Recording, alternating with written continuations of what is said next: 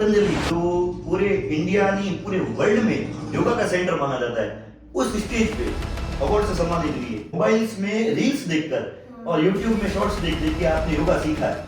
मेरे पिताजी एक कंपनी में मजदूर है। कहते थे कि आपके है ना कोई बेटा नहीं है, सब बेटियां हैं, बेटियां कुछ नहीं कर सकती, बेटे आगे।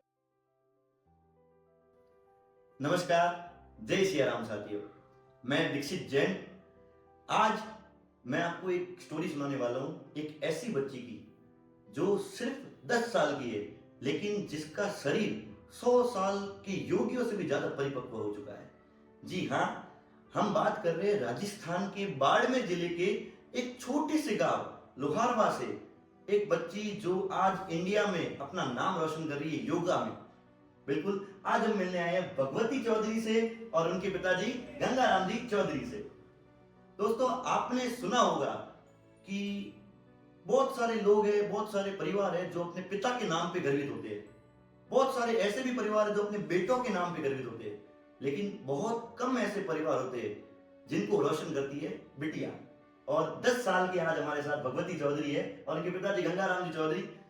दोस्तों, भगवती जी एक ऐसी बच्ची जिसके पास ना शो ऑफ वाले कपड़े हैं, ना कोई आलीशान स्टूडियो, छोटे से गांव से आई हुई, लेकिन जब ये योगा करती है तो भगवान भी इसको झुक कर देखते हैं।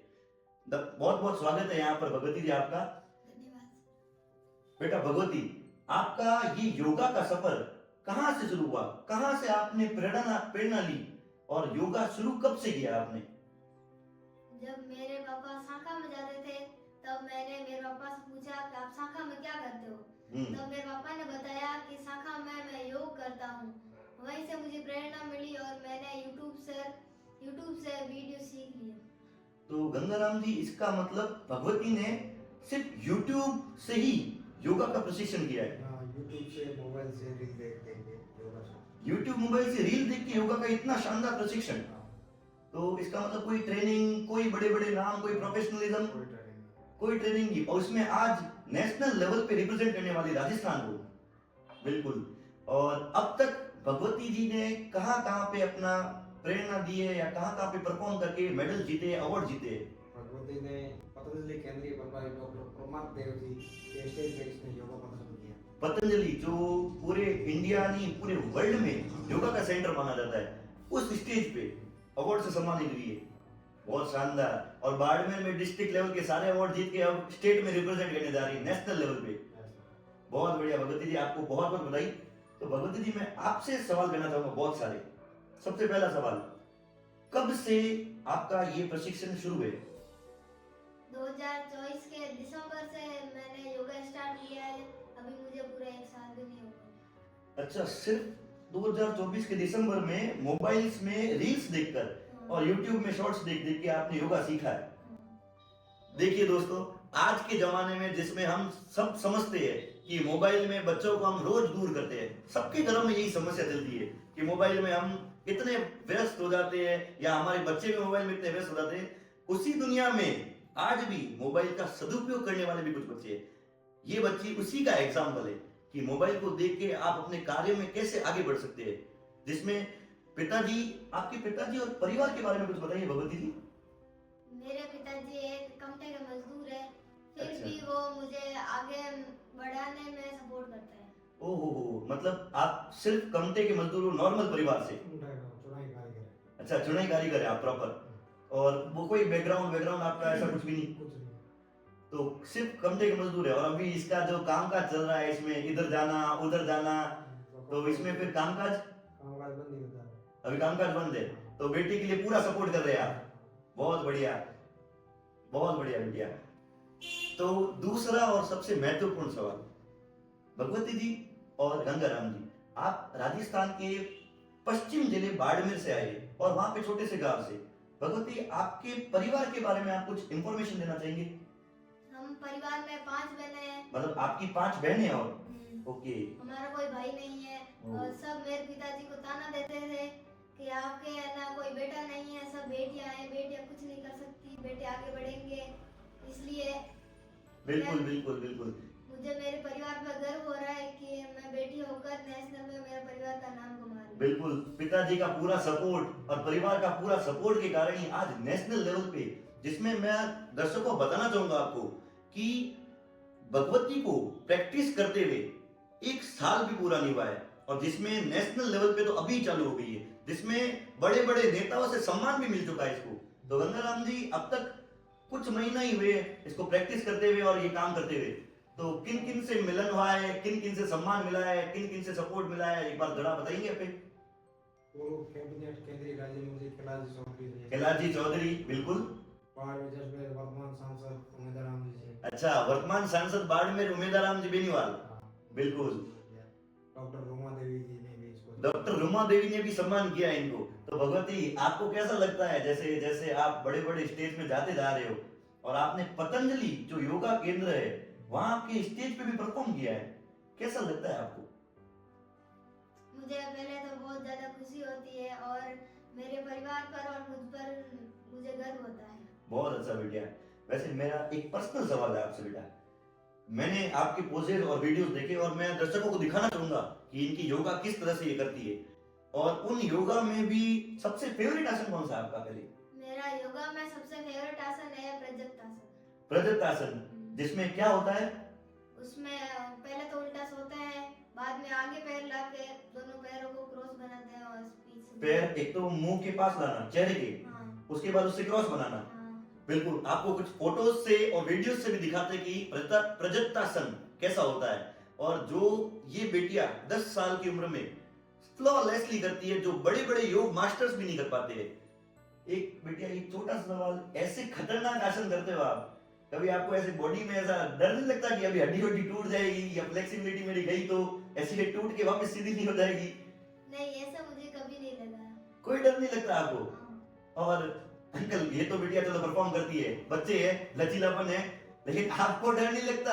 हमको पहले डर लगता, हमने मना किया था इसको ऐसा नहीं करना। अच्छा, पहले मना किया था ऐसे नहीं करना। गड्डी टूट जाएगी। हाँ, फिर भी अपन रुके नहीं, लगे रहे। बहुत बढ़िया।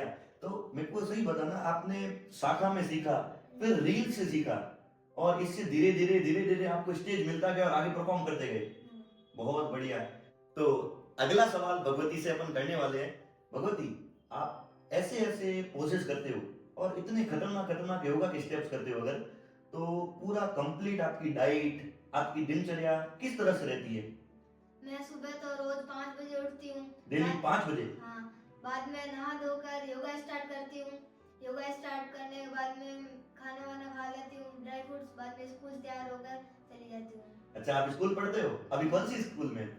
मैं Swami Vivekananda government model school. और कौन सी क्लास में बेटा? 8th में। 8th में आ चुके हो? तो पढ़ाई भी साथ साथ और योगा भी साथ साथ, हाँ। ये आपने बहुत अच्छा काम किया। शिक्षा हमेशा जरूरी है। अभी वर्तमान में मैंने सुना है आप लोहारवाद जो गांव है वहां से शिफ्ट हुए हो जोधपुर के लिए भी, किस कारण से? क्योंकि यहाँ हमारे खेत में रास्ता नहीं था। अच्छा। रास्ता बंद हो गया, बच्चे को स्कूल नहीं जाने दिया, इसलिए हमने यहाँ से तो मतलब हमारा यहाँ घर बना हुआ है, वो खाली पड़ा, छोड़ के वहाँ से लेके गए।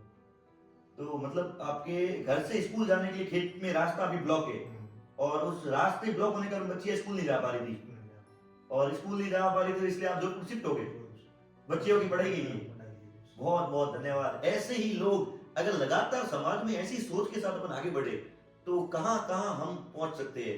और इंडिया के बारे में अगर बात करें तो बेटिया अभी इंडिया को रिप्रेजेंट करने भी वाले हो आप, है ना, नेशनल लेवल पे जाने भी वाले हो।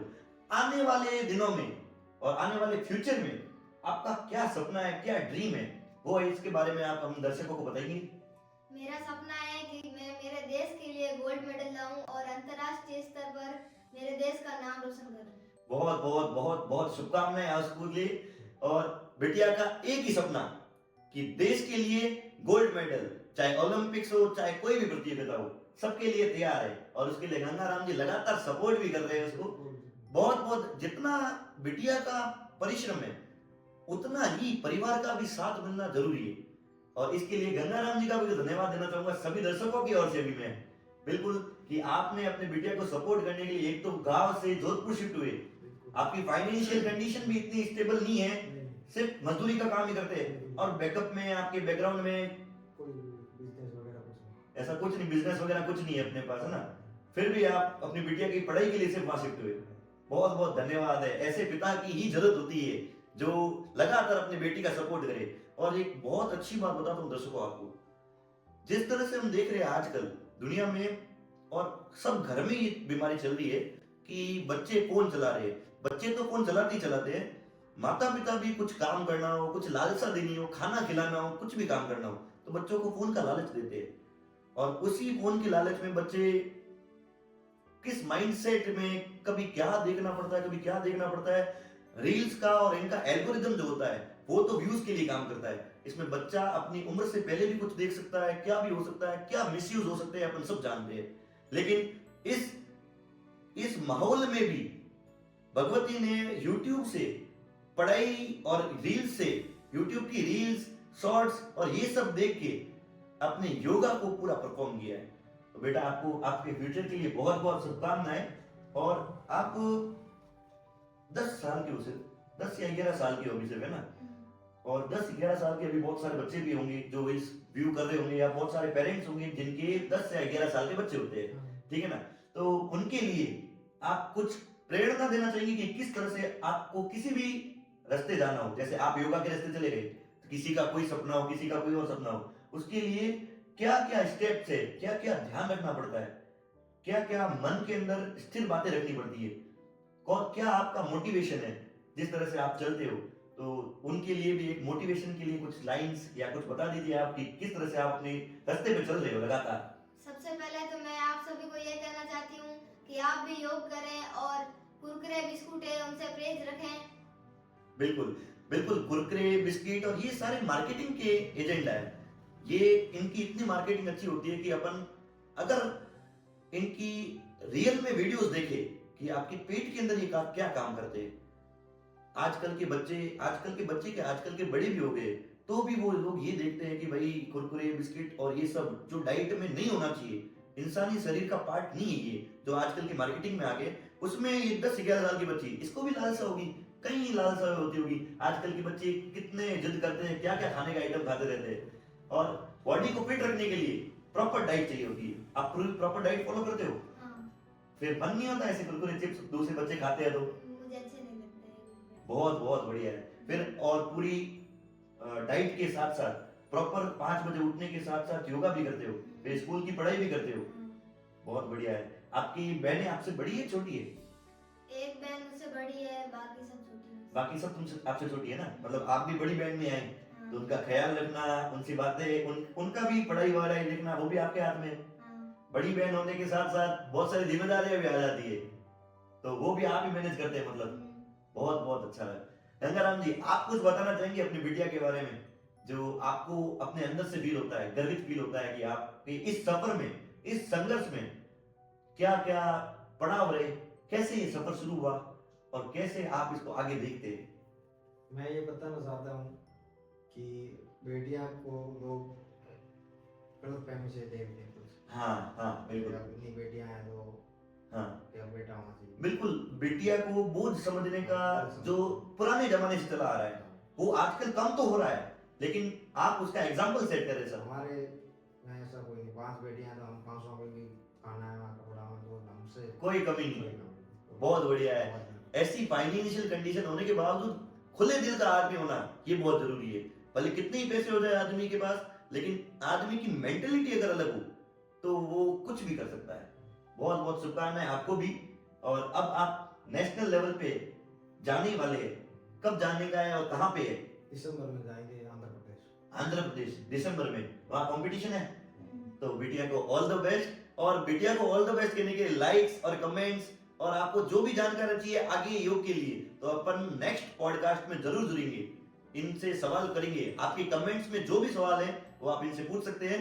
बाकी शुभकामनाएं भगवती चौधरी जी को और गंगाराम जी चौधरी को। तो अब भगवती जी से आखिरी सवाल पूछते हैं। बेटा भगवती, आजकल के इस मार्केट में अपन जो भी सिनेरियो देखते हैं ना, बहुत सारे बच्चे हैं जो लैक मेंटेलिटी में चलते हैं। लैक मेंटेलिटी से मतलब ऐसा है कि कमी वाली मेंटेलिटी, कि कोई गरीब है अगर, या किसी के पास ये उपकरण नहीं है, वो साधन नहीं है, ये साधन नहीं है, आपने सिर्फ मोबाइल और रील से ही सीख लिया है। तो बहुत सारे बच्चे ऐसे होते हैं जो सोचते हैं कि मेरे को ये करना वो करना, पर मेरे पास ये नहीं है वो नहीं है। तो उन बच्चों के लिए आप क्या प्रेरणा देना चाहेंगे? मैं कहूंगी अगर मन सच्चा है तो भगवान खुद रास्ता बनाएंगे। बहुत शानदार। अगर आपका मन सच्चा है तो भगवान रास्ता खुद बनाएंगे। गंगाराम जी, योगा आपकी बिटिया करती है और योगा में अपन देखते हैं कि आखिर जब मेडिकल साइंस हार जाती है, तो आखिर डॉक्टर भी किस में आते हैं? योगा में। तो आप एक लाइन में योगा के बारे में कुछ कहना चाहेंगे? करोगे योग तो रहोगे निरोग, योगा से ही होगा। बहुत शानदार। करोगे रोग, रहोगे निरोग और योगा से ही होगा। तो इसी के साथ आज के इस पॉडकास्ट को अपन खत्म करते हैं और मिलेंगे आपसे नेक्स्ट पॉडकास्ट में। जय हिंद, जय भारत, जय श्री जय श्री राम।